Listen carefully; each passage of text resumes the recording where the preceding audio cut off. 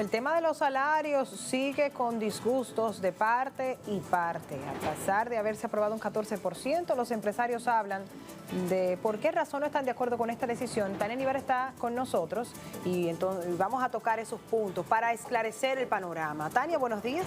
Muy buenos días. ¿Y usted Lorena, bien? Muy bien. Gloria a En Dios este por día sí vamos a hablar de salario porque es un tema que no pierde vigencia y que despierta mucho interés de muchas personas, de la población, especialmente los trabajadores formales. Claro que en este caso. La mayoría somos trabajadores y se tomó esa decisión de aumentar ese 14% en el salario mínimo no sectorizado. Sin embargo, vemos que los empresarios no han apoyado esa moción y nos preguntamos por qué. Bueno, tú sabes que el aumento se dio sin el respaldo del sector empresarial.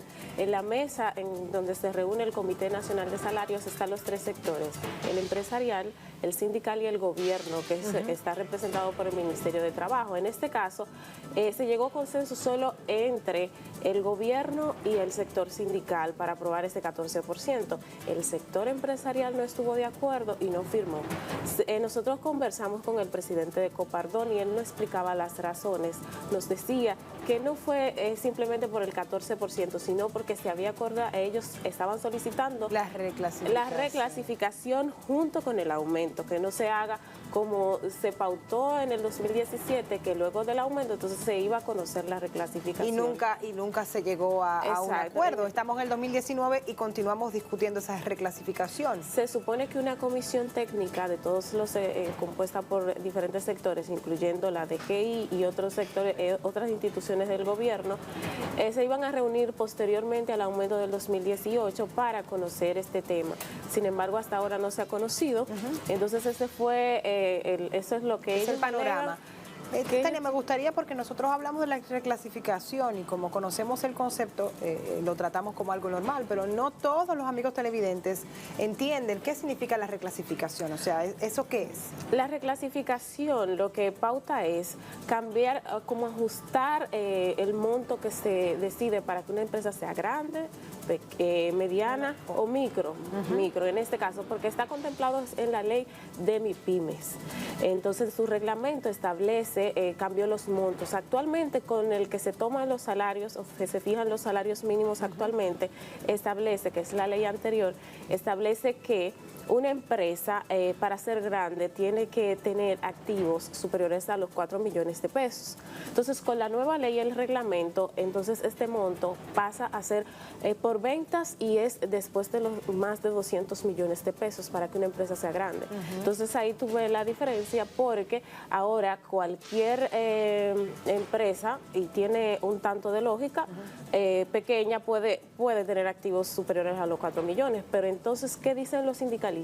Si se aprueba esa reclasificación, que ahora las empresas, para ser consideradas grandes y para pagar el salario mínimo mayor, entonces tendrían que pasar de más de 200 millones de pesos en ventas, y entonces ellos dicen, pero entonces va a ser mínimo la cantidad de empresas que va a pagar el salario mínimo mayor. Claro, entonces porque son pocas las que tienen esos ingresos de 200 millones. Exacto. Pero es complejo, porque también el hecho de decir que una empresa es grande por haber facturado más de 4 millones...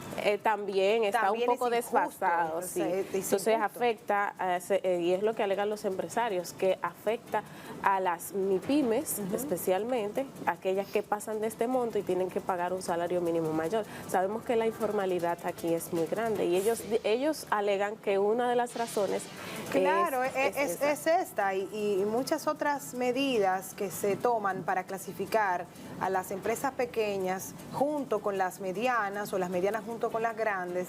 Entonces eso hace que económicamente no sea sostenible y al final muchos de aquellos que sostienen esas estructuras de empresa dicen, no, yo me voy a la informalidad porque me va muchísimo mejor y como país eso no nos conviene. Lo que deseamos es que todo esté formalizado y al gobierno es el que menos le conviene. Sí, Lorena, y me gustaría que escuchásemos al presidente de Copardón, con quien conversamos ayer, como te comentaba, y también a dos economistas que nos hablaron del impacto que podría tener este incremento de 14% en la economía local. Vamos a escuchar. Perfecto.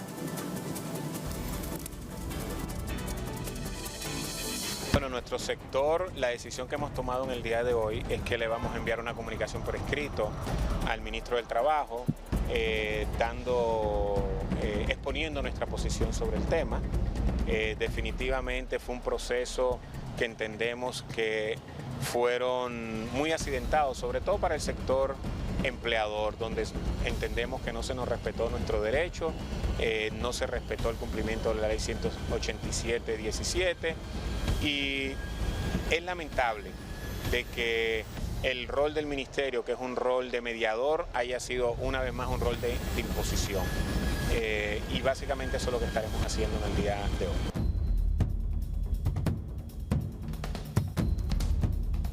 Es pírrico sobre todo porque además se está planteando una reorganización de la categorización de las empresas.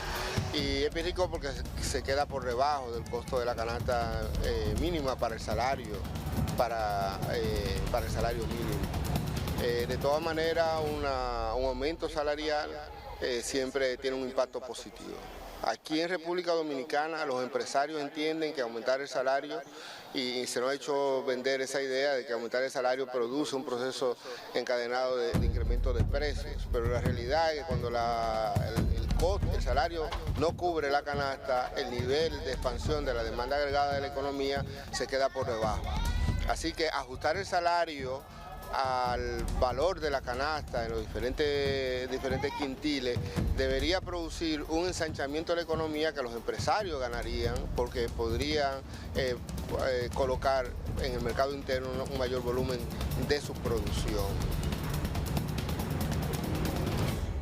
Este 14%, aunque no fue vamos a decir, lo óptimo, porque el sector privado o el mismo gobierno pudo haber impulsado un porcentaje mayor, alrededor de un 20, un 25%, porque yo creo que las condiciones de la economía en los últimos años estaban dadas para que los trabajadores recibieran un buen incremento de salario, porque la economía ha crecido mucho. Obviamente que al margen de eso, ese 14% va a ser saludable en estos momentos, que hay un proceso de desaceleración moderada en la economía dominicana, que la economía dominicana ha tenido un crecimiento de alrededor de un 5.1 durante los primeros 5 meses.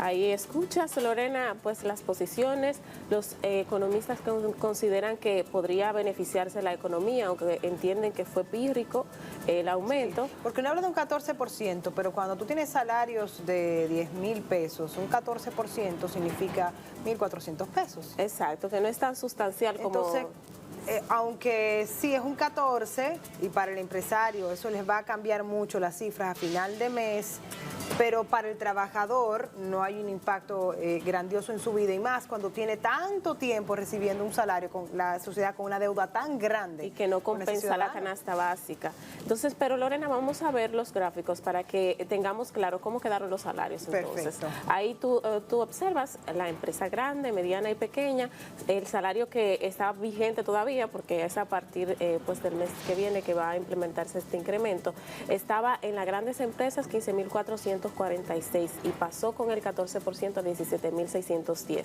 En el caso de la mediana, pues en la resolución que se dio en el 2017 estaba en 10.620 y ahora está en 12.106 con este incremento. Para aquellos trabajadores que... En la pequeña, Dios mío. Exacto, en las pequeñas, 9.411 y pasarían a 10.720. En el caso de la mediana y la pequeña no alcanza todavía el costo de la canasta básica del primer quintil que hablábamos anteriormente.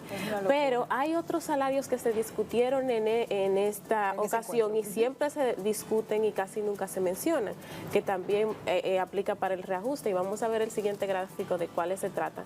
Son los trabajadores del campo. En este caso vemos que eran 320, no es mensual, señores, eso es diario. Entonces pasó a los 365. Según la nota de prensa eso es diario. Ya ustedes se imaginan para un trabajador. 320, por vamos a decir que se trabajan al mes, ¿cuánto? ¿22 días? ¿21 días?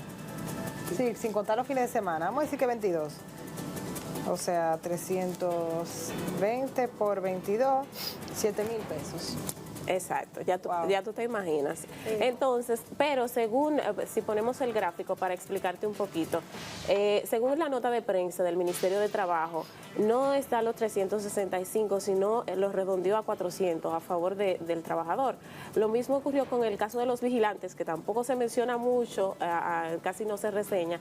Entonces el salario pasa de los 13.032 pesos a los 14.856. En este caso también el ministerio en su nota los redondeó a los 15.000. Vamos a esperar la resolución, porque la resolución es que se va a establecer, todavía no ha salido, a ver si ciertamente está o esta aplicación del 14% a lo justo o con el redondeo que hizo el Ministerio de Trabajo.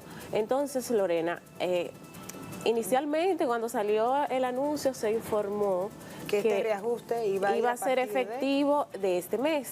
Sin embargo, debemos aclarar que luego, después que dio la información oficial el Ministerio de Trabajo, se informó que es a partir del mes próximo, o sea, a partir de agosto, así que no se hagan a pesar de tener a los empresarios en contra, ¿se va a continuar con esa decisión y en agosto se pone en funcionamiento? Podrían, los empresarios tienen la facultad de apelar, sin embargo, como conversábamos con Copardón, que es uno de los que representa al sector empresarial en la mesa, él nos decía que envió la comunicación al ministerio como expresando su parecer y con los que no estuvieron de acuerdo y eso, pero él dice que no contemplan apelar, entonces por eso entendemos que se va a hacer efectivo y que no se va a dar marcha atrás. Claro, lo que hablábamos tú y yo, Tania, lamentablemente con el Código Laboral tomamos decisiones, igual que como pasa con el tema de la reforma fiscal y muchos otros planes que se tienen para mejorar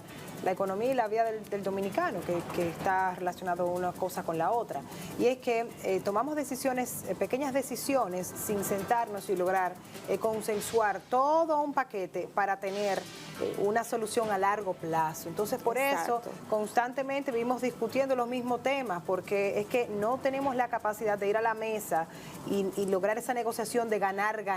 Entonces, en este caso es que hay intereses. ¿Y qué pasa? Que si tú dices, cada quien lucha por lo que considera que es lo justo para cada uno. En el caso de los trabajadores y los empresarios hay un asunto que el mayor poder lo tienen los empresarios, si estamos hablando de influencia, porque tienen los recursos y también pueden sentarse incluso a negociar con el gobierno y esas cosas. Sin embargo, debemos aclarar que ciertamente hay leyes como el Código que están trancadas y es por temas, pero que se habla de perjudicar derechos adquiridos, es lo que alegan pues los sindicalistas. Cuando se habla de eliminar la cesantía, pues ahí hay un tema. Y lo hablábamos yo fuera del aire, en el caso específico de los empresarios, sabemos que en ocasiones cuando forman su estructura y ponen los salarios, muchas veces no piensan también en la calidad de sus empleados, están muy enfocados en sus ganancias. Pero también tenemos que ser justos con esos empresarios que asumen una responsabilidad y una carga mucho mayor, porque al final son los que ponen un capital y son los que tienen las consecuencias de las deudas en caso de que no progrese como se supone esa empresa. Y el gobierno no es también justo con este sector. Los que salen adelante son aquellos que se asocian directamente con esos líderes y que logran entonces buenos tratos. Pero el empresario que trabaja como nosotros lo hacemos, en muchas ocasiones va bastante forzado. Entonces, es un tema complejo y entiendo que por eso no ha podido llegar a un consenso, pero si nos sentamos buscando el ganar, yo creo que se pueden dar buenos pasos. Sí, en el caso específico de las pequeñas y medianas empresas, ahí es que está el tema, porque ciertamente necesitan un trato especial, pues se trata de no tienen los grandes recursos como las empresas que ya están constituidas y que tienen un capital tremendo, que pueden hacer frente a situaciones. Entonces, las MIPYMES pueden ser susceptibles a cualquier cambio en el panorama económico, le puede afectar y la puede hacer desaparecer. Así mismo. Sabemos cómo. pero hay que tener cierta, porque en estos temas hay que tratarlo con pinza, porque el tema de los intereses que te comentaba, hay que ver cómo no siempre termina el trabajador perjudicado. ¿Por qué te lo digo? Porque se habla de que la economía dominicana está creciendo, ha crecido mucho, No, pero eso más del eso lo dice el 6%, gobierno. exacto, pero también según estudios, también la productividad del trabajador ha crecido y no en la misma proporción que los salarios. Entonces, esa productividad que le genera recursos a las empresas que hace que sigan creciendo, entonces se supone que debe ser equitativo y se debe dejar pero hay que ver caer también, porque cositas. cuando dice eso, no, la productividad entonces hace que esa empresa gane más, pero hay que ver si realmente esa empresa está ganando más, porque también le suben los costos, se suben los precios. Aquí con el... Y todo eso es un círculo complejo. Hay muchos temas y el que gobierno es que afectan... tiene que tomar las medidas más importantes para impactar tanto al trabajador como al empresario. El tema es que las empresas se enfrentan, al igual que cualquier ciudadano, a situaciones en el país que hacen que se incrementen sus costos y impiden que sean tan competitivos como ocurre en otros países. El tema de la energía, por ejemplo. Aquí las empresas tienen que hacerse cargo de sus energías y es una de las cosas, de los problemas que incluso ellos han citado como que afectan pues la competitividad aquí, porque tiene, y nosotros también en la casa, si no tenemos un inversor, entonces, pero nosotros tenemos que invertir para poder suplir esa necesidad que debe ser y que por la que uno paga.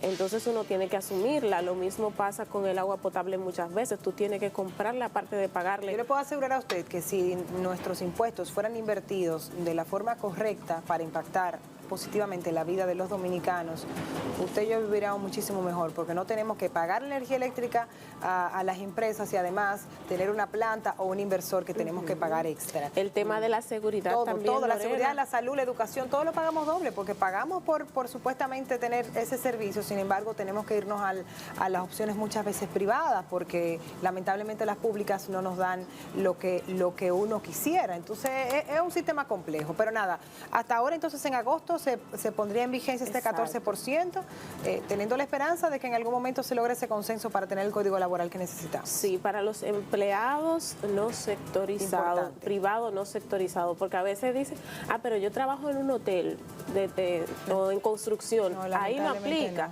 porque se conocen en el mismo comité de salario, pero no conjuntamente.